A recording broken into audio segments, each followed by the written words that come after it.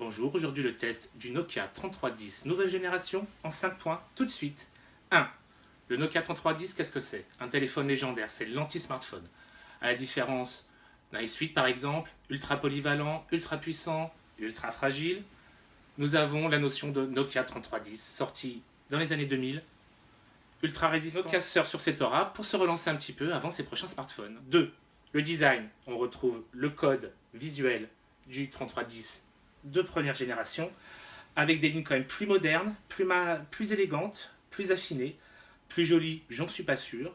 L'écran de 2,4 pouces est mat en couleur.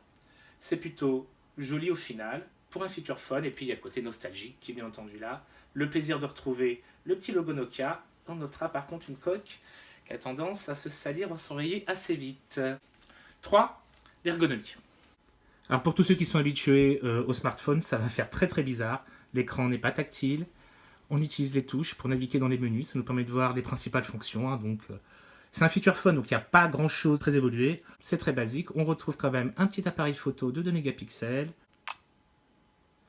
Donc, comme on peut voir le résultat, c'est correct, mais c'est bon. C'est pour un usage SMS, MMS, rien de plus.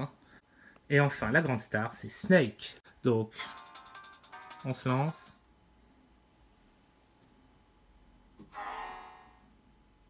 4. Vous êtes prêt à taper des SMS à l'ancienne? Là, regardez, je vais me mettre à me faire un petit SMS avec bonjour et ça va me prendre une plombe. Et c'est ce qui est le plus difficile à appréhender avec ce téléphone, c'est ce retour en arrière.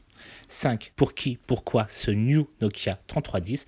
Ceux qui veulent se faire une détox numérique, alors là, il n'y a aucune tentation, vous êtes tranquille. Et c'est ce qui est le plus dur d'ailleurs avec ce téléphone.